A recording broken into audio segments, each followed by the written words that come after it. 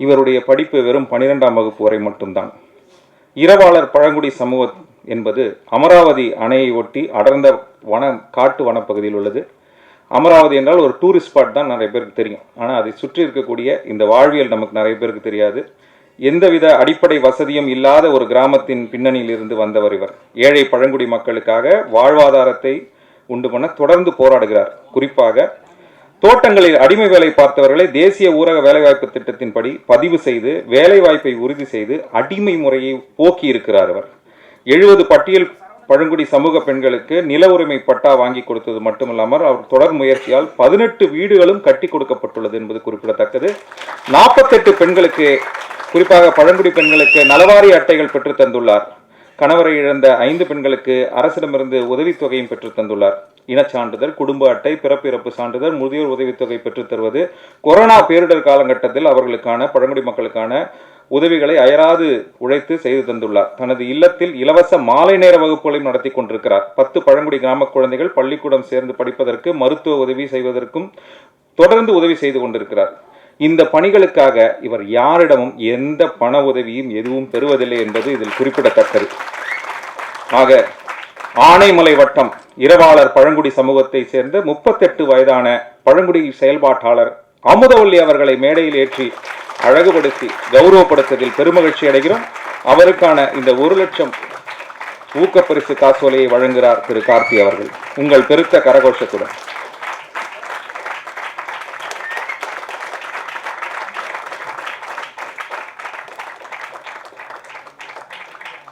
கைத்தட்டு பத்தாது.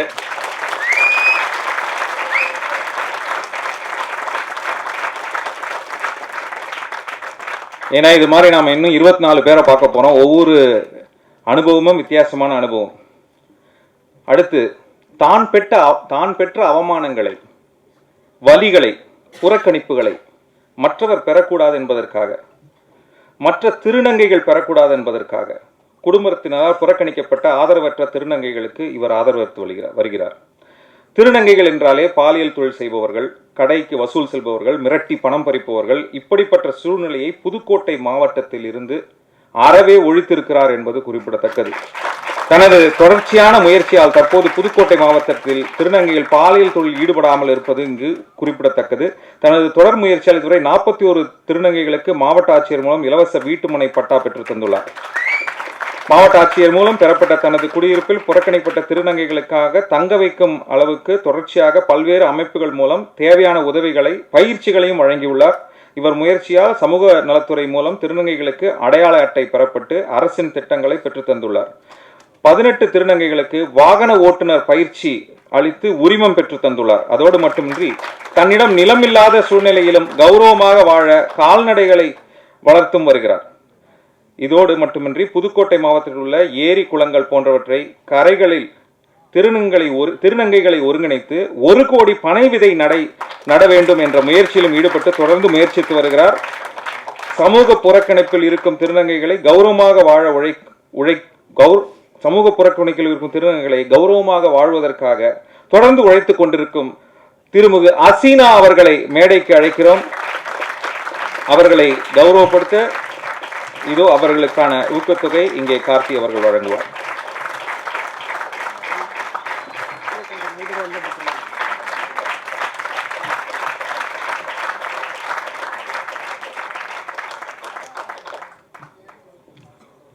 அடுத்த செயல்பாட்டாளர் 30 வருடங்களுக்கு முன்பு விவசாயம் செய்ய முடியாமல் குடும்பம் ஆத்தூரில் இருந்து தருமபுரி மாவட்டத்திற்கு ஒரு மலை கிராமத்திற்கு வந்து சேர்கிறார்கள்.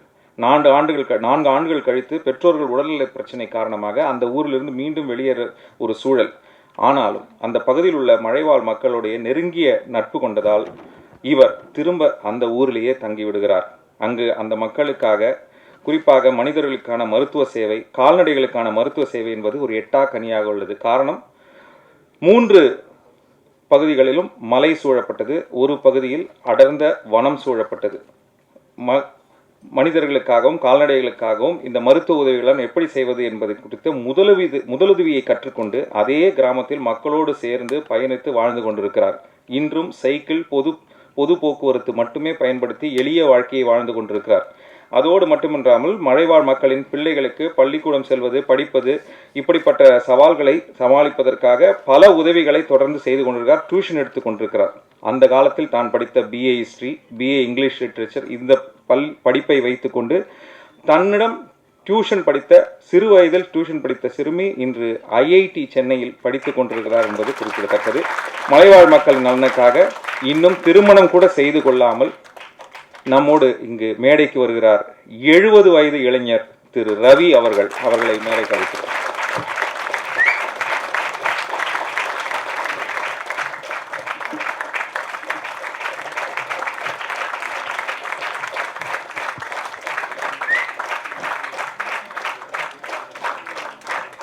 கைத்தட்டு பத்தாது.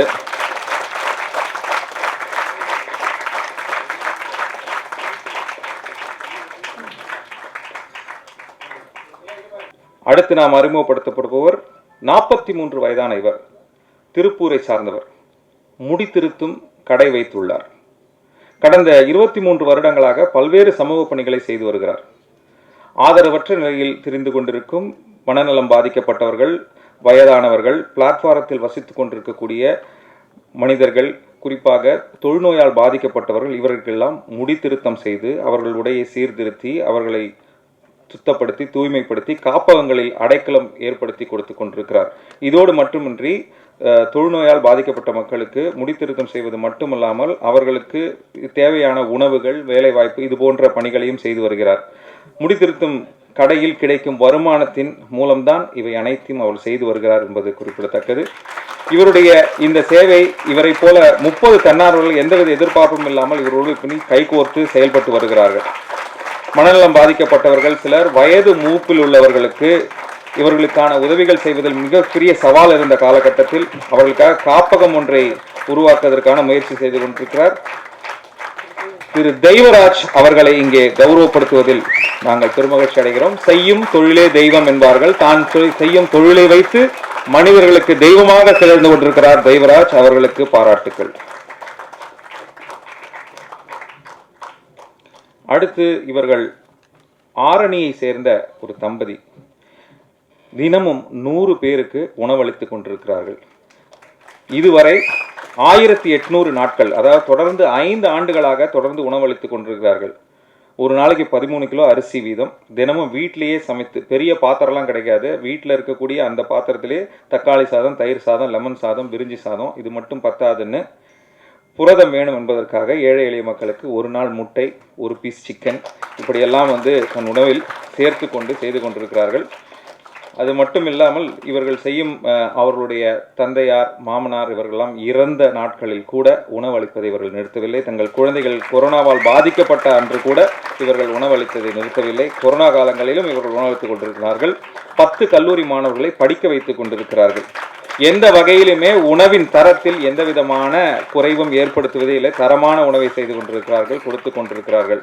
அவருடைய வாசகம் இதுதான்: முடிந்தவரை செய்வோம் சார், ஒரு வேளை சாப்பாடு தானே, இன்னைக்கு 100 பேருனா முடியலன்னா நாளைக்கு 50 பேர் செஞ்சுக்கிட்டே இருப்போம். இந்த நம்பிக்கை நட்சத்திரமாக திறந்து கொண்டிருக்கும் தம்பதியினர் சுதாகர், விஜயலட்சுமி அவர்களை மேடைக்கு அழைத்து கௌரவப்படுத்துவதில் பெருமகிழ்ச்சி அடைகிறோம். அவர்களுக்கான இந்த 1 லட்ச காசோலையை திரு கார்த்தி அவர்கள் வழங்கி கௌரவிப்பார்.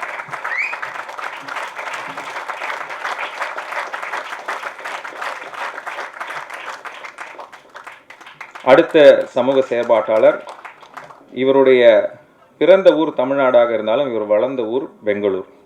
விடுமுறை நாட்களில் கல்பாக்கம் வந்து போகிற இவர் அங்கு இருக்கக்கூடிய இருளர் சமூகத்து குழந்தைகளை சந்திக்க வாய்ப்பு கிடைக்கிறது. அவர்களோடு வேலை பார்க்க வேண்டும், அவர்களுக்காக செய்ய வேண்டும், அவர்களுடைய கல்விக்காக உதவ வேண்டும், அவர்களோடு இணைந்து பணி செய்ய வேண்டும் முயற்சிக்கிறார். ஆனால் அங்கு மக்கள் அவர்களை ஏற்றுக்கொள்ளவே இல்லை. ஏனென்றால் இவர்கள் யாரோ என்ற ஒரு வேறுபாடு அங்கே இருந்து கொண்டிருந்தது. கிட்டத்தட்ட 2 ஆண்டுகளாக அங்கே பயணித்து அவர்களோடு பணி செய்ய முயற்சி செய்திருக்கிறார். இந்த சமயத்தில் அங்கே ஒரு குழந்தைக்கு உடல்நலக்குறைவு ஏற்படுகிறது, பல் விழுந்து கொண்டே இருக்கிறது, ரத்தம் கசிந்து கொண்டே இருக்கிறது. மருத்துவர்கள் இந்த குழந்தையை காப்பாற்றவே முடியாது என்ற சூழல் செய்யும்போது இரவு பகலாக அந்த குழந்தையை மருத்துவமனைகளுக்கு கொண்டு சென்று அவர்கள் உயிரை காப்பாற்றுகிறார். அதனால் அந்த மக்களின் நம்பிக்கையை பெறுகிறார். அங்கிருந்து துவங்கி அவருடைய பயணம் தொடர்ந்து சென்று கொண்டே இருக்கிறது. 6 வருடம் ஆகிறது. பெரிய அளவில் மாற்றத்தை இன்னும் செய்யவில்லை என்று அவர்கள் நம்பினாலும் நிறைய குழந்தைகள் இன்று உடை அணிகிறார்கள், 50 குழந்தைகள் பள்ளிக்கு செல்கிறார்கள். இவருடைய பெற்றோர்கள் யாருமே படிக்காதவர்கள், அனைவரும் முதல் தலைமுறை குழந்தைகள் என்பது குறிப்பிடத்தக்கது. ஒரு டாக்டர் அல்லது ஒரு போலீஸ், குறைந்தபட்சம் ஒரு நர்ஸையாவது அந்த சமூகத்திலிருந்து உருவாக்க வேண்டும் என்பது அவருடைய லட்சியமாக இருக்கிறது. தான் செய்வது சரி என்று செய்து கொண்டிருக்கும் சரினா அவர்களை மேடைக்கு அழைத்து கௌரவிக்கிறோம். தனக்கு தேவைப்படும் அப்பப்போ செலவுக்காக டிஷர்ட் டிசைன் செய்வது, ரிங் டிசைன் செய்வது, செயின் போன்றவர்களை செய்து அதனால் தன்னுடைய வருமானத்துக்கு உதவி பெற்றுக் கொண்டிருக்கிறார்.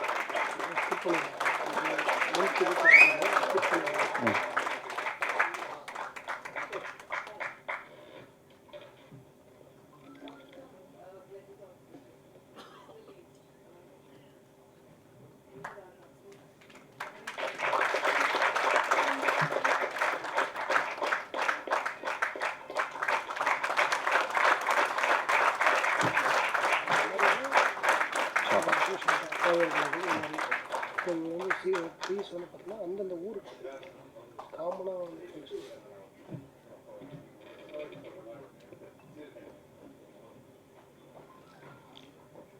1990களிலிருந்தே இவருடைய பயணத்தை துவங்கிவிட்டார் சுற்றுச்சூழல் மற்றும் வனவிலங்கு பாதுகாப்புக்காக.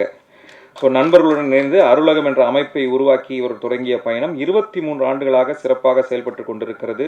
தாவரங்கள், பட்டாம்பூச்சிகள் போன்ற அனைத்து உயிரினங்களுக்காக இவர்கள் நாற்றுப்பண்ணைகளை உருவாக்கி செயல்பட்டு கொண்டிருக்கிறார். இவருடைய செயல்பாட்டின் முக்கியமான விஷயமாக பாரு கழுகுகள் அது இறந்து வழிகிறது, அழிந்து வருகிறது. அதை பாதுகாக்கும் பணியில் மிக சிறப்பாக செயல்பட்டு வரும் இவருக்கு 2016ஆம் ஆண்டு கிரிட்டிக்கல் ஈகோசிஸ்டம் பார்ட்னர்ஷிப் ஃபண்ட் அமெரிக்காவிலிருந்து இவர்களுக்கு ஒரு விருதை கௌரவமாக வழங்கப்பட்டுள்ளது. அது மட்டும் இல்லாமல் பயோடைவர்சிட்டி ஹாட்ஸ்பாட் ஹீரோ என்ற விருதையும் பெற்றுள்ளார். தமிழக அரசின் பாருக்கழுகு பாதுகாப்பு குழுவில் உறுப்பினராக உள்ளார். வல்ச்சர் கன்சர்வேஷன் கமிட்டி அதிலும் உறுப்பினராக உள்ளார். தமிழ்நாடு வைல்ட் லைஃப் போர்டில் உறுப்பினராக உள்ளார். நிறைய புத்தகங்கள், பசுமை சிந்தனை, காட்டின் குரல், பாரு கழுகும் பழங்குடியும், பாரு கழுகை தேடி, இப்படி பல புத்தகங்களை எழுதியுள்ளார். சுற்றுச்சூழல் செயல்பாட்டாளர் திரு சு பாரதிதாசன் அவர்களை மேடைக்கு அன்போடு அழைக்கிறோம்.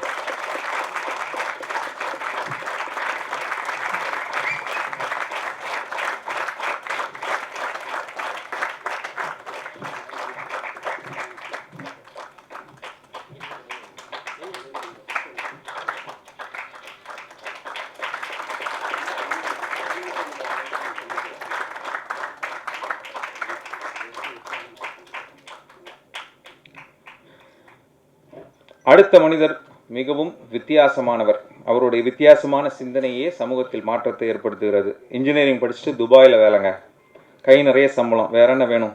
ஆனால் அதில் அவர் திருப்தி அடையவில்லை. வேலை தேடி மதுரைக்கு திரும்புகிறாரு. ரேடியோ, பத்திரிகை, அசிஸ்டன்ட் டைரக்டர், இப்படி பல வேலையை முயற்சி பண்ணுறாரு.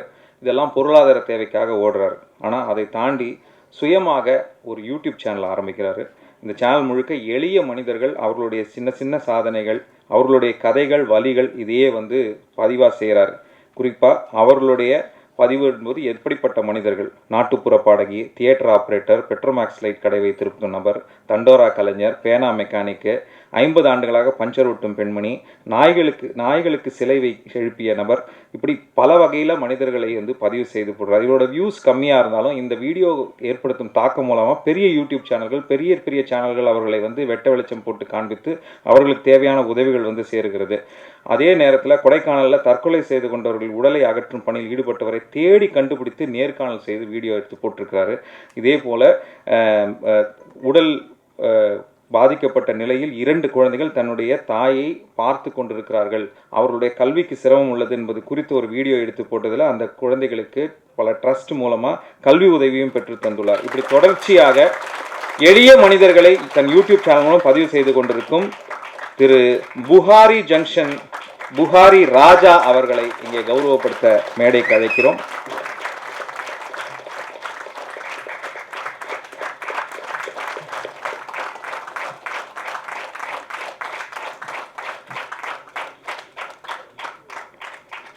இன்றைக்கு கிராமத்தின் எந்த மூலைக்கு சென்றாலும், நகரத்தின் எந்த மூலைக்கு சென்றாலும், எந்த பகுதிக்கு சென்றாலும் சுய உதவி குழு என்றால் அனைவருக்கும் தெரியும். ஆனால் 1997இல் முகமது யூனுஸ் என்ற முனைவர் அவருடைய செயல்பாட்டால் ஈர்க்கப்பட்டு இன்று வரை அந்த துறையில் செயல்பட்டு கொண்டிருக்கிறார். அந்த காலகட்டத்தில் அதற்கு மைக்ரோ கிரெடிட் சிஸ்டம் என்று பெயர். அதை ஆரம்பித்து குறிப்பாக கிராமப்புற நகர்ப்புற ஏழை பெண்களின் மத்தியில் அவருடைய தேவைகளை உணர்ந்து செயல்பட்டு வருகிறார். அது மட்டுமல்லாமல் மாணவர்களுக்காக குழந்தைகளுக்கான கல்வி கடன் அதை உருவாக்கி நூற்றுக்கணக்கான பட்டதாரிகளை இவர்கள் உருவாக்கி இருக்கிறார். அதில் பல மருத்துவர்கள், பொறியாளர்கள் இதில் அடங்குவார்கள். அது மட்டுமல்லாமல் சுமார் ரூபாய் 50 கோடி சேமிக்கப்பட்டும் வங்கி கடனாக சுமார் ரூபாய் 100 கோடிக்கு மேல் வழங்கப்பட்டும், இது கடன் பணம் என்பது வெறும் தாள் அல்ல, இது நம்முடைய வாழ்க்கையை மாற்றும் ஒரு கருவி என்பதை தெளிவாக எளிய மக்களுக்கு புரிய வைத்து தொடர்ச்சியாக சுய உதவி குழுக்களை ஒருங்கிணைத்துக் கொண்டிருக்கும், சுய உதவி குழுக்களின் முன்னோடியாக திகழ்ந்து கொண்டிருக்கும் திரு நாகராஜ் அவர்களை மேடைக்கு அழைத்து கௌரவிக்க நாங்கள் இங்கே மகிழ்ச்சி அடைகிறோம்.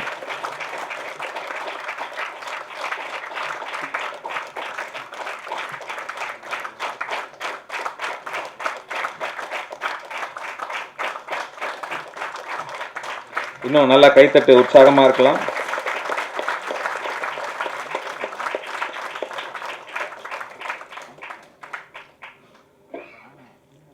அடுத்து விழுப்புரம் மாவட்டம் விக்கிரவாண்டி ஒன்றியத்தில் பணி செய்து கொண்டிருப்பவர். இவருடைய செயல்பாடுகள் முழுக்க ஏழை எளிய குழந்தைகள், குறிப்பாக இருளர் பழங்குடி மக்களுக்காக இவர் தொடர்ச்சியாக பணி செய்து கொண்டிருக்கிறார். பழங்குடி ஈழர் மக்களுக்கான வீடு மனை பட்டா, குடியிருப்பு, சாதி சான்று கிடைப்பதற்கு தொடர்ச்சியாக பணி செய்து கொண்டிருக்கிறார். மாணவர்களுக்கு கோடைக்கால பயிற்சிகள் நடத்தி கொண்டிருக்கிறார். அதுவும் 15 நாட்கள் தங்கி பயிலும் வகையிலான கோடைக்கால பயிற்சிகள் நடத்துவது. பழங்குடி மாணவர்களுக்கான தங்கி பயிலும் கல்வி நிறுவனத்தையும் இங்கே நடத்தி கொண்டிருக்கிறார்.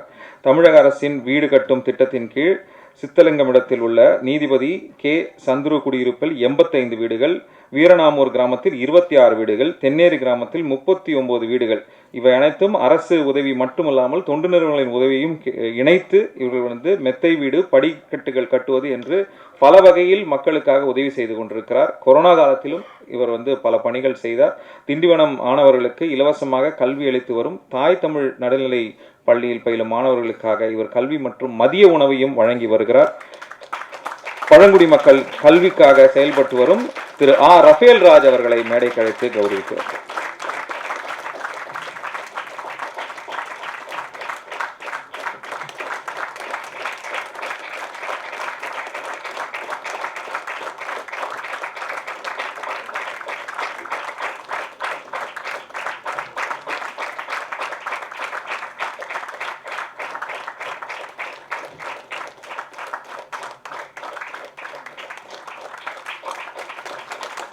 நன்றி, உங்கள் கரகோஷங்களுக்கு நன்றி. 14 வருஷமா நர்ஸ் வேலைங்க. தஞ்சாவூர் பக்கம் புனல்வாசல் கிராமத்தில் 10 வருஷத்துக்கு மேலே வேலை பார்த்துட்டு இருந்தாங்க. அந்த நேரத்தில் அதிகமாக கர்ப்பிணி பெண்கள் தனியார் மருத்துவமனைக்கு செல்லக்கூடிய ஒரு சூழல் இருந்தது. அப்பொழுது அரசு மருத்துவமனையில் கர்ப்பிணி பெண்களுக்கு எப்படிப்பட்ட சிகிச்சை அளிக்கப்படுகிறது, என்ன மாதிரியான நலத்திட்டங்கள்லாம் வழங்கப்படுகிறது, இதை குறித்து கிராமப்புற மக்களிடம், கர்ப்பிணி பெண்களிடம் தேவையான விழிப்புணர்வை ஏற்படுத்தி அந்த உதவிகளை பெற்று தந்துள்ளார். அது மட்டுமின்றி இரவு நேரத்தில் பிரசவ வலி என்றால் உடனடியாக அந்த மக்கள் அணுகுவது இவரைத்தான். இவர் தன்னுடைய அங்கு வண்டியை ஒருங்கிணைப்பது மட்டுமில்லாமல் 108ஐ அழைத்து சென்று அவர்களுக்கு பிரசவத்துக்கான உதவிகள் செய்து மட்டுமில்லாமல் 10 வருடங்களுக்கு மேலாக இங்கே பணியாற்றிய இவர் இப்பொழுது வேலை நிமித்தமாக இன்னொரு பகுதிக்கு மாற்றம் பெற்றாலும் இதை தொடர்ச்சியாக செய்து கொண்டிருக்கிறார். கிராமப்புற சுகாதார செயல்பாட்டாளர் டெய்சி ராணி அவர்களை மேடைக்கு அழைக்கிறார்.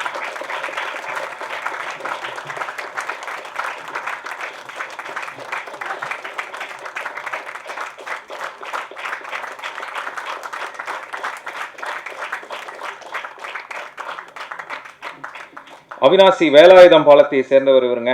15 வருஷத்துக்கு மேலாக இவர் செய்யும் பணி பாம்பை பிடித்து பாதுகாப்பாக அதை காட்டில் விடுறது.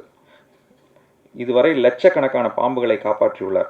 அதற்காக யாரிடமும் இவர் பணம் வாங்குவதில்லை, இலவசமாக இந்த சேவையை செய்து வருகிறார். 100கணக்கான பாம்பு பிடிக்கும் இளைஞர்களையும் இவர் உருவாக்கி இருக்கிறார் பயிற்சி கொடுத்து. இதோடு மட்டுமின்றி தெருவில் ஆதரவு தெரிவித்துக் கொண்டிருக்கும் நாய்க்குட்டிகளை, அடிப்பட்ட நாய்க்குட்டிகளை எல்லாம் பாதுகாத்து பராமரித்து வருகிறார். அதற்காக வாடகைக்கு ஒரு இடம் எடுத்து 144 நாய்களை பராமரித்து வருகிறார். அவருடைய அண்ணன் நினைவாக தினமும் 30 சாப்பாடு அவினாசியில் வழங்கி வருகிறார். இதுக்கான செலவை காலையில 3 மணிக்கு ஏன்று இரவு 11 மணி வரைக்கும் பல வேலைகள், கிடைக்கிற எல்லா வேலையும் மூட்டை தூக்கறதுல இருந்து பொருளுக்கு தண்ணி கேன் போடுறது, விற்கிறது, என்ன வேலையாக இருந்தாலும் செய்து இந்த சம்பாதித்த எல்லாமே இந்த நற்காரியத்துக்காக செய்கிறார். வீட்டுக்கு தன்னுடைய சம்பாத்தியம், மனைவியுடைய உழைப்பை வந்து வீட்டுக்கு அந்த சம்பாதித்தை எடுத்துக்கிறாங்க. பிள்ளைகள் அரசு பள்ளியில் படிக்கிறாங்க.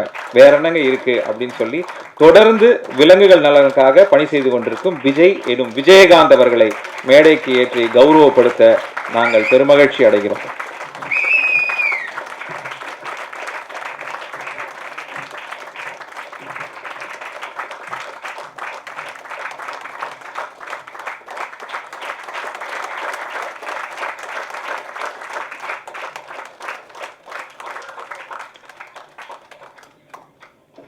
கடந்த 10 ஆண்டுகளுக்கு மேலாக வீரபாண்டி பஞ்சாயத்திற்கு உட்பட்ட ஆனைக்கட்டி மலை கிராமங்களில் குழந்தைகளுக்கு பள்ளி கல்வி, கல்லூரி கல்வி, சுகாதாரம், வேலை வாய்ப்பு, மருத்துவம் என்று பல தளங்களில் அவர் வந்து வேலை பார்த்து கொண்டிருக்கிறார்.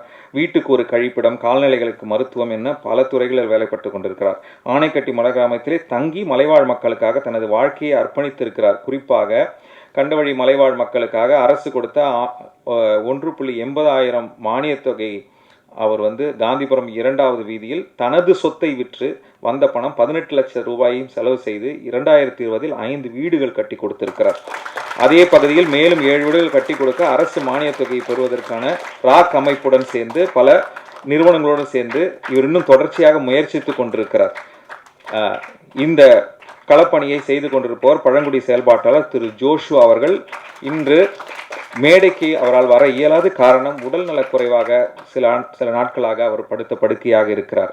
அவர்களுக்காக உங்கள் கரகோஷத்தை நீங்கள் இங்கே பதிவு செய்து இந்த அவருடைய ஊக்கத்தொகை அவருடைய அமைப்புக்கு நாங்கள் இங்கிருந்து அனுப்பிவிடுவோம் என்பதை இங்கே பதிவு செய்கிறோம். தஞ்சாவூர் பாப்பநாடு கிராமத்தில் மாணவர்களுக்கு தற்போது இவருடைய நண்பரோடு இணைந்து இவர் வந்து கிராமத்தில் பல செயல்கள் செய்து வருகிறார். இது குறிப்பாக நல்ல பயிற்சி அளித்து வருகிறார். சென்னைக்கு அனுப்பி வைக்கிறார்கள். இவரிடமிருந்து பயிற்சி பெற்ற பலர் இன்றைக்கு அவருடைய சில தேர்வுகள், போட்டித் தேர்வுகள் இந்த மாதிரிலாம் பயிற்சி பெற்றவர்கள் இராணுவம், ரயில்வே போன்ற துறைகளில் வேலை வாய்ப்பு பெற்றிருக்கிறார்கள். அதோடு மட்டுமில்லாமல் கிராமப்புற அரசு மாணவர்களுக்கு மிகுந்த ஏழை மாணவர்கள் என்பதால் யாரிடமும் இவர்கள் வந்து பணம் பெறுவதில்லை. இவருடைய இந்த பயிற்சி அளிப்பதற்கு இவர்கள் எந்த கட்டணமும் பெறுவதில்லை என்பதுதான் முக்கியம். மாதம் 5000 ரூபாய் அளிக்கிறார்கள் இவர்கள் வந்து அவருடைய வருமானத்திலிருந்து. இவருடைய பயிற்சி பெற்ற பல மாணவர்கள் மாவட்ட, மாநில பல்கலைக்கழகங்களில் இன்னைக்கும் சாதனை படைத்து வருகிறார்கள். கிராமப்புற மாணவர்களுக்காக விளையாட்டு பயிற்சி, ஊக்க பயிற்சி அளித்து வரும் திரு மணிகண்டன் அவர்களை மேடைக்கு அழைக்கிறோம்.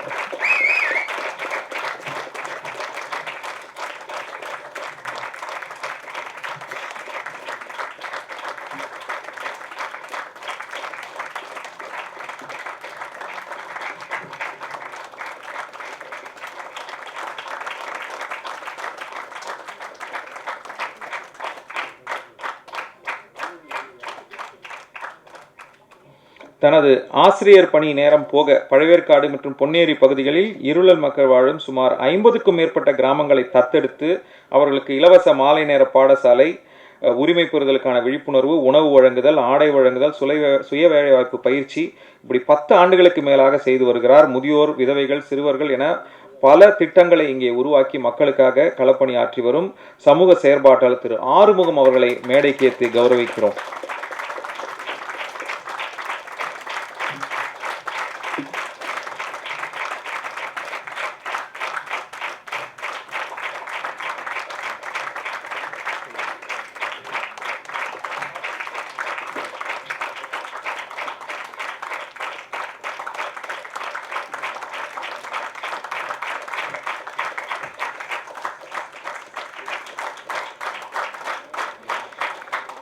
அடுத்த சமூக செயற்பாட்டாளர் மனிதம் காப்போம் என்ற ஒரு குழுவை துவங்கி விழுப்புரம், கள்ளக்குறிச்சி, கடலூர், திருவண்ணாமலை பகுதிகளில் தொடர்ந்து 4 ஆண்டுகளாக அரசு மற்றும் தனியார் நிறுவனங்கள் மூலமாக இரத்த தான விழிப்புணர்வையும் ரத்தம் சேகரிக்கும் பணிகளையும் செய்து கொண்டிருக்கிறார்.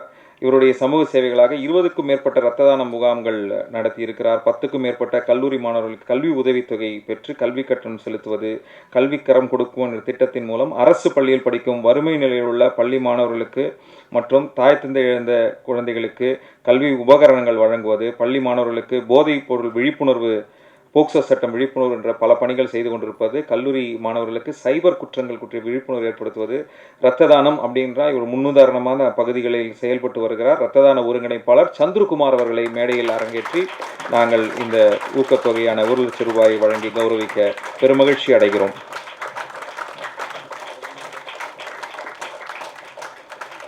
இன்னும் கரகோஷம் வேணும். ஏன்னா சந்திரகுமார் இன்னும் பல வருஷம் வேலை செய்ய வேண்டியிருக்கு. உங்களுடைய உற்சாகம் தான் அவரை இன்னும் உற்சாகப்படுத்தும்.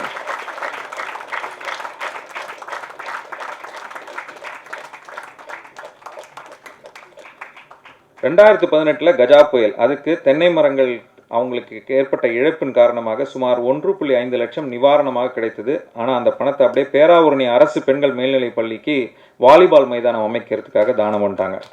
அன்னம் பகிர்ந்து என்ற பெயரில் கொரோனா காலகட்டம் தொடங்கி இப்போது வரை மதிய உணவு வழங்கி கொண்டிருக்கிறார். கணவனால் கைவிடப்பட்ட பெண்கள், ஆதரவற்ற உதவி பெண்கள், மாற்றுத்திறனாளி பெண்களுக்காக உதவிகள் நேரடியாகவும் மாவட்ட சமூக அலுவலர் மூலமாகவும் இதை செயல்படுத்தி கொண்டிருக்கிறார். தொடர்ச்சியாக பேராவூரணியில் அன்பில் நாம் அறக்கட்டளை ஏற்படுத்தி அதன் மூலமாக முதியோர் பெண்கள் என்று பலருக்கும் உதவி செய்து கொண்டிருக்கும் ஆதரவற்ற பெண்களுக்கான செயல்பாட்டாளர் பாக்யலட்சுமி அவர்களை மேடைக்கு அழைத்து நாங்கள் இங்கே கௌரவப்படுத்துவதில் பெருமகிழ்ச்சி அடைகிறோம்.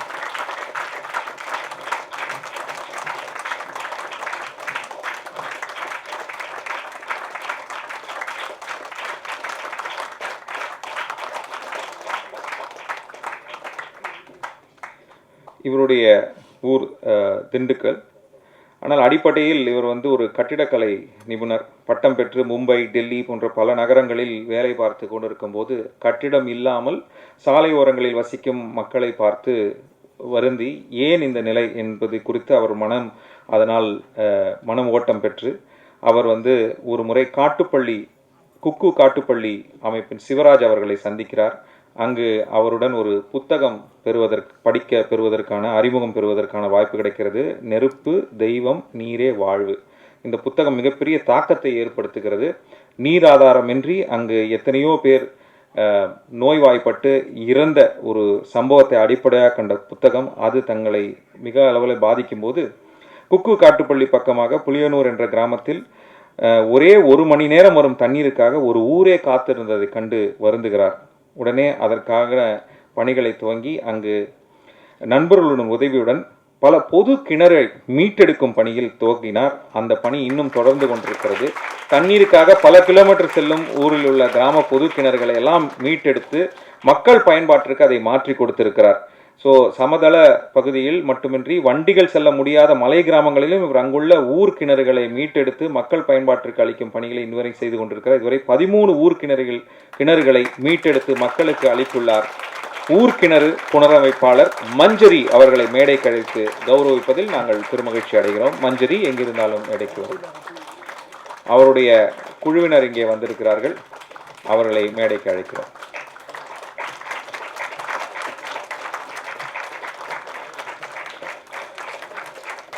வாசிப்பு எவ்வளவு பெரிய மாற்றத்தை ஏற்படுத்தும் என்பது மஞ்சரி அவர்களின் வாழ்வு மூலமாக நமக்கு பதிவாகிறது. அதனால் தொடர்ந்து புத்தகங்களை வாசிப்போம் என்பதையும் நாங்கள் இங்கே பதிவு செய்து கொள்கிறோம்.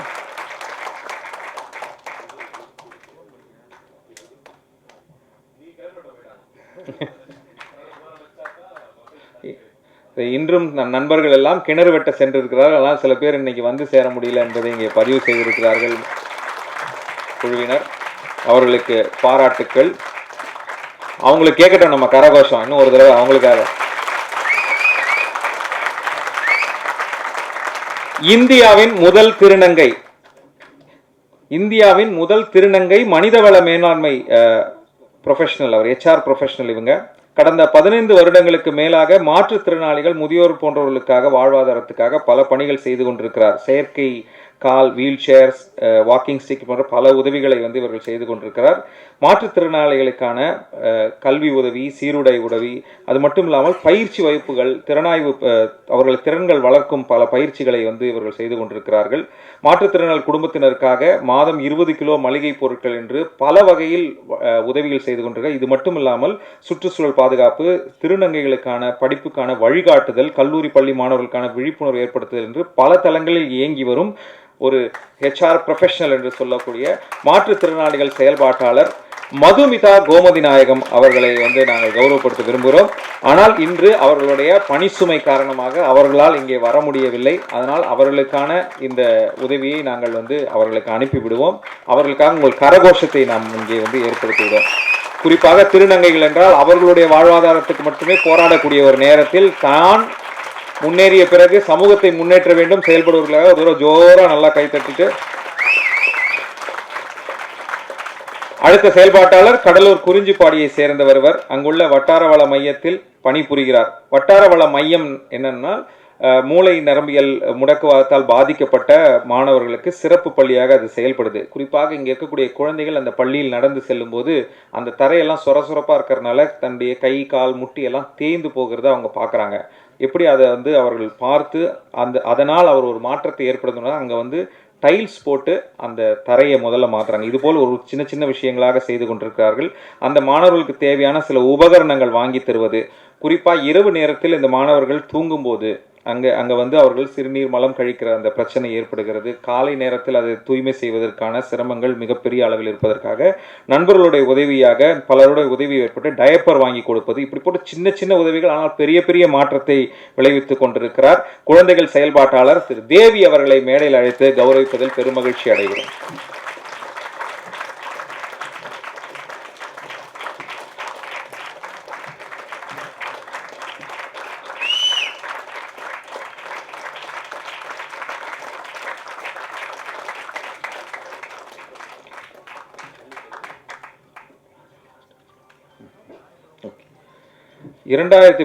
ஆண்டு முதல் சென்னை, செங்கல்பட்டு, காஞ்சிபுரம் போன்ற மாவட்டங்களில் ஆதரவற்று இறப்பவர்களை அடக்கம் செய்து வருகின்றனர். இவர் மாதத்திற்கு 130 உடல்களை அடக்கம் செய்து வருகின்றனர். ரயிலில் அடிப்பட்ட உடல்கள், தூக்கில் இறப்பவர்கள், அழுகி போன உடல்கள் போன்றவர்களை அடக்கம் செய்து வருகின்றனர். பொருளாதாரத்தில் பின்தங்கிய குடும்பத்தில் மரணமடைந்தவர்களுக்கு அப்படி 144 உடல்களை இவர்கள் வந்து அவரவர் மத முறைப்படி நல்லடக்கம் செய்துள்ளனர். கடந்த 2023 ஆண்டு மட்டும் 1473 ஆதரவற்ற உடல்களை நல்லடக்கம் செய்துள்ளனர். இதோடு சாலையோரம் ஆதரவற்ற இறப்பவர்களை மருத்துவமனையில் சேர்த்து ஆதரவற்ற இல்லம் போன்றவர்களில் சேர்த்து வருகின்றனர். 2024 ஆண்டுக்குள் சமத்துவ மயானம் உருவாக முயற்சித்து வருகிறார்கள். உறவுகள் அறக்கட்டளையில் அவர்கள் செய்யும் அமரர் செயல்பாட்டாளர்களை நாங்கள் இங்கே மேடையில் அழைத்து கௌரவப்படுத்த பெருமகிழ்ச்சி அடைகிறோம். பெருத்த கரகோஷத்துடன் உறவுகள் அறக்கட்டளை நண்பர்களை இங்கே மேடைக்கு அழைக்கிறோம்.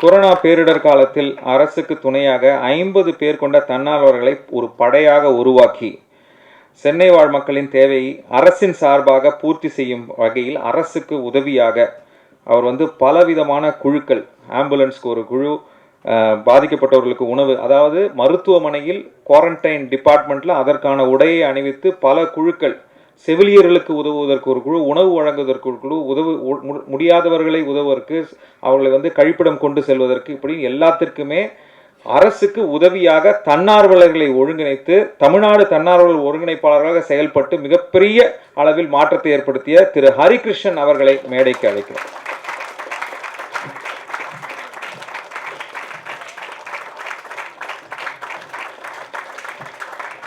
இவர்களுடைய பணி கொரோனா காலகட்டத்தில் அரசுக்கு இவர்கள் மருத்துவமனைகளில் பேருதவியாக இருந்தார்கள் என்பது குறிப்பிடத்தக்கது.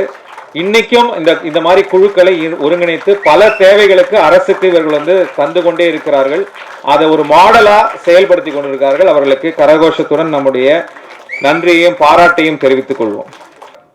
அவர் அதை விட்டுவிட்டு மக்கள் பணிக்காக களத்திற்கு வந்தவர். 30 ஆண்டுகளுக்கும் மேலாக ஏழை எளிய மக்களின் நலன் சார்ந்து, உரிமை சார்ந்து பிரச்சனைகளுக்காக இவர் போராடி வருகிறார். வீரப்பன் தேடுதல் வேட்டையில் பழங்குடி மக்களுக்கு நிகழ்த்தப்பட்ட கொடுமையை வெளிக்கொண்டு வந்ததில் இவருடைய பங்கு மிகவும் முக்கியமானது. கொரோனா காலகட்டத்தில் பல இடங்களில் உதவி பெற்று மலைவாழ் மக்கள் பசியார உதவி இருக்கிறார். இவரது முன்னெடுப்பு மூலமாக அண்மையில் பழங்குடிகளுக்கான மறுவாழ்வு மையம் ஒன்றை தாமரைக்கரை அருகே சுமார் 50 லட்சம் செலவீட்டில் தங்கள் தோழர்கள் பங்களிப்பில் ஒரு பெரிய கட்டிடத்தை கட்டியுள்ளார். இன்றும் மலைவாழ் மக்களுக்கு நலனுக்காக, கல்விக்காக, மருத்துவ தேவைக்காக உதவி கொண்டிருக்கிறார். சமூக செயற்பாட்டாளர் VP குணசேகரன் அவர்களை இங்கே மேடை கழைத்து கௌரவப்படுத்துவதில் பெருமகிழ்ச்சி அடைகிறோம். குறிப்பாக பிடி ஆசிரியர் அப்படின்னாரே நிறைய நேரம் அவங்க ஸ்கூலில் இருந்தாலும் எங்கே இருக்காங்கன்னே தெரியாது அப்படின்னு ஒரு குற்றச்சாட்டு ஒரு காலத்தில் இருந்துச்சு. ஆனால் இவர் வந்து உடற்கல்வி ஆசிரியராக பணிபுரிவதோடு மட்டும் இல்லாமல் விளையாட்டு பயிற்சியாளர்களாகவும் செயல்பட்டு வருகிறார். எப்படி செயல்படுறாருன்னா, இவர் வைத்துள்ள சாந்தோம் விளையாட்டு பயிற்சி மையம் மூலமாக அந்த பகுதியில் இருக்கக்கூடிய மீனவ மாணவர்களுக்காக இலவசமாக பயிற்சி அளித்து வருகிறார். அவர்களை விளையாட்டுத் துறையில் சாதனையாளர்களாக மாற்றி வருகிறார். அவர்களுக்கு தேவையான விளையாட்டு சார்ந்த உபகரணங்கள், பயிற்சிகள் இது எல்லாமே தன்னுடைய செலவிலேயே இவர் வந்து வாங்கி கொடுத்து அவர்களுக்கு உதவுகிறார். இவரின் பயிற்சி பெற்ற பல பேர் தேசிய அளவிலும் மாநில அளவிலும் சாதனை படைத்து வருவதோடு அரசு பணியிலும் வேலையில் அமர்த்தப்பட்டுள்ளனர். ஸோ விளையாட்டுத்துறை செயல்பாட்டாளர் டெரிக் ஹட்சன் அவர்களை மேடைக்கு அன்போடு அழைத்து நாங்கள் இங்கே கௌரவப்படுத்த பெருமகிழ்ச்சி அடைகிறோம். அவருக்கான இந்த ஊக்கத்தொகை காசோலை திரு கார்த்தி அவர்கள் இன்று வழங்குவார். சாக்கடையான இடத்த சுத்தம் செஞ்சு தயார்படுத்திக்கிட்டே மறுபக்கம் எங்கள் தம்பி சதீஷ் வீட்டு மொட்டை மாடியில் 2016 வருஷம் டாக்டர் அம்பேத்கர் பகுத்தறிவு பாடசாலை என்ற பெயரில் பாடசாலை நடத்த ஆரம்பித்தோங்க. அப்புறம் எங்கள் ஊர் ஜனங்களோட பக்கபலத்தால் எல்லா பிரச்சனைகளையும் கடந்து தெருவா உண்டியல் வசூல் செஞ்சு சமூக அக்கறையுள்ள நண்பர்கள்கிட்ட நிதி வசூல் செஞ்சு எங்கள் தெருமுனை மைதானத்தில் எங்கள் இரவு பாடசாலையை கட்டி அமைச்சோம். எங்கள் ஏரியா பிள்ளைங்களை கஞ்சா குடின்னு திசை திருப்பாமல் எங்களால் முடிஞ்ச அளவுக்கு கல்வி பக்கம் திருப்பணுங்க. இன்னொரு பக்கம் சர்வதேச அளவில் பதக்கம் வாங்குற அளவுக்கு அவங்கள வச்சு கபடி, கேரம், செஸ்ஸு, சிலம்பம் விளையாட்டெல்லாம் சொல்லி கொடுத்து, அது மட்டும் இல்லாமல் computer class, communication class, children safety கிளாஸ்னு பல வகையான கிளாஸஸ் எடுத்தோம். இப்போ கல்வி விளையாட்டு எல்லாத்துலேயும் சேர்ந்து மொத்தம் 15 ஆசிரியர்களை வச்சு பாடசாலையை சிறந்த திசையில் நடத்திக்கிட்டு இருக்கோம். 150 பசங்க படிக்கிறாங்க.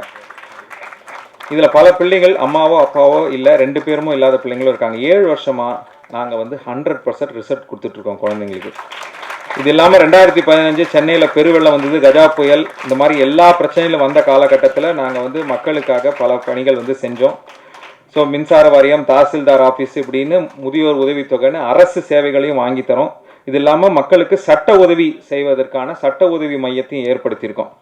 கொரோனா காலகட்டத்தில் என்ன பண்ணோம் அப்படின்னா, மக்களுக்கு அந்த நேரத்தில் தேவைப்படக்கூடிய அரிசி, காய்கறி இந்த மாதிரி பொருட்கள் எல்லாம் சேகரித்து குடித்தோம். அதை விட முக்கியமாக ஆக்சிஜன் தேவைப்படுது, மருத்துவமனை கொண்டு செல்லணும்னு சொல்லிட்டு நாங்கள் புதுசாக வந்து ஒரு ஆட்டோ ஆம்புலன்ஸ் உருவாக்கணும். இந்த கான்செப்ட் ஆட்டோ ஆம்புலன்ஸ் உருவாக்கி, ஆட்டோ ஆம்புலன்ஸ் மட்டும் இல்லாமல் ஆக்சிஜன் ஆம்புலன்ஸையும் உருவாக்கணும். ஆட்டோலேயே ஆக்சிஜன் சிலிண்டர் வச்ச ஆம்புலன்ஸையும் நாங்கள் வந்து உருவாக்கணும்.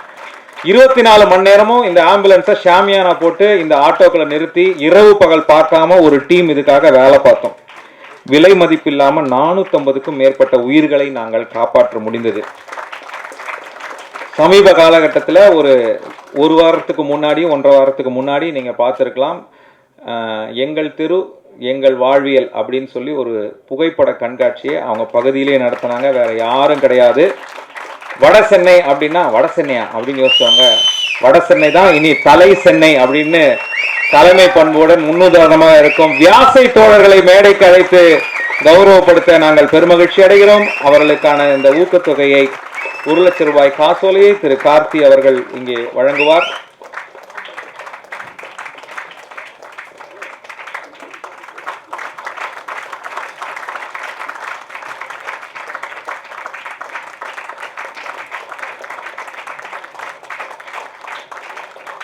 நான் அந்த புகைப்பட கண்காட்சிக்கு போயிருந்தேன். அந்த போக மிஸ் பண்ணவங்க வந்து நீங்கள் ரொம்ப மிஸ் பண்ணுறீங்க. திரும்பவும் அந்த கண்காட்சி எங்கேயாவது அமைங்க அப்படிங்கிறது என்னுடைய தாழ்மையான வேண்டுகோள். அங்கே ஒரு குழந்தைய கேட்டேன், நீ ஃபோட்டோ எடுத்திருக்கியா? நான் இப்போ 9th தான், 11th வந்தால் எடுப்பேன் அப்படின்னு அந்த குழந்தை சொல்லிச்சு. நான் எடுக்கலைன்னு சொல்லலை, ஆனால் நான் 11th வந்தால் எடுப்பேன்னு சொன்ன அந்த நம்பிக்கை விதைத்தது இந்த அமைப்பின் அந்த தலைமைத்துவம். அது ரொம்ப முக்கியமானது.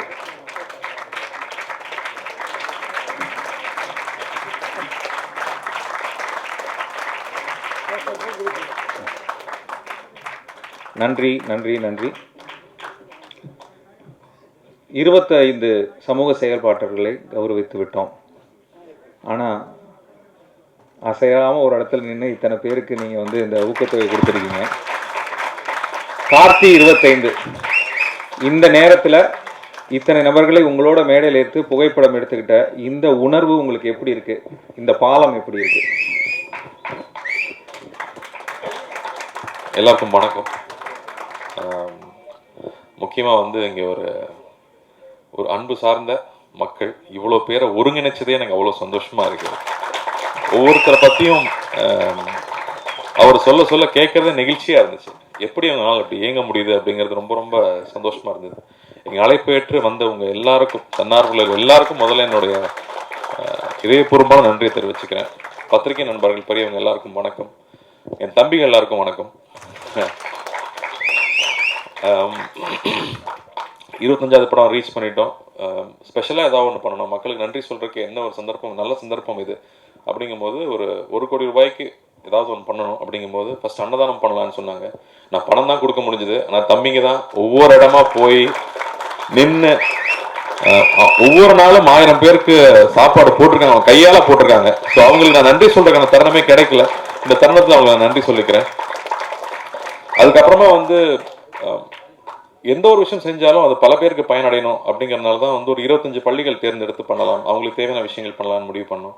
அதே மாதிரி 25 ஹாஸ்பிட்டல்ஸோ இல்லாட்டி ஆதரவற்றோர் இருக்கிற பள்ளிகள் இல்லாட்டி இல்லங்களை தேர்ந்தெடுத்து பண்ணலான்னு ஒரு 25 தேர்ந்தெடுத்தோம். அதுக்கப்புறமா இன்னொரு நம்ம தம்பிக்கு கொடுத்த ஐடியா தான், அண்ணே தன்னார்வலர்கள் இங்கே அவ்வளோ பேர் இயங்கிக்கிட்டு இருக்காங்க, அவங்களுக்கான பாராட்டுகள் கிடைக்கிறது இல்லை, அவங்க பாராட்டு எதிர்பார்க்குறவங்களும் கிடையாது. உண்மையாவே எனக்கு இவங்களை அழைச்சா வருவாங்களானேன்னு எனக்கு ஒரு பயம் இருந்துச்சு. ஏன்னா பாராட்டு எதிர்பார்க்காம வேலை செய்யறவங்க, அவங்களுக்கு நம்ம என்ன தொகை கொடுத்தாலும் அது உடனே மக்களுக்கு தான் போய் சேரும். அப்படி ரொம்ப நல்லா பணியாற்றுறவங்கன்னு சொல்லி நம்ம ஒரு லிஸ்ட் எடுக்கலாம்னு எடுத்தா ஒரு பெரிய லிஸ்டே இருக்கு. அதுல 25 பேர் தான் எங்கனால இப்ப பண்ண முடிஞ்சிச்சு. அந்த 25 பேரை தேர்ந்தெடுத்து அவங்களை அழைச்சு நம்ம எந்த தொகை கொடுத்தாலும் அது பல பேருக்கு போய் சேரும் நிச்சயமா தெரியும். ஸோ எங்க அழைப்பு ஏற்று எங்களை கௌரவப்படுத்தி இதை வாங்கிக்கிட்டவங்க எல்லாருக்கும் என்னோட நன்றியை தெரிவிச்சுக்கிறேன். சின்ன சின்ன குழந்தைங்களுக்கு என்னங்க சொல்லித்தரலாம் அப்படின்னு கேட்டா அன்பா இருக்க கற்றுக் கொடுங்கன்றது மட்டும்தான் சொல்றாங்க. ஃபர்ஸ்ட் அவங்களுக்கு பணம் சம்பாதிக்கிறதோ இல்லை என்ன படிக்கணுமோங்கிறதெல்லாம் தாண்டி அன்பு தான் முக்கியன்றாங்க. அப்படி இந்த அன்புங்கிற ஒரு விஷயத்துக்காக முன்ன பின்ன தெரியாதவங்க, உதவி வேணும்னு கேட்க தெரியாதவங்களை போய் பார்த்து நின்று அவங்களுக்கு என்ன தேவைன்னு தொடர்ந்து இயங்குறது சாதாரண விஷயம் இல்லை.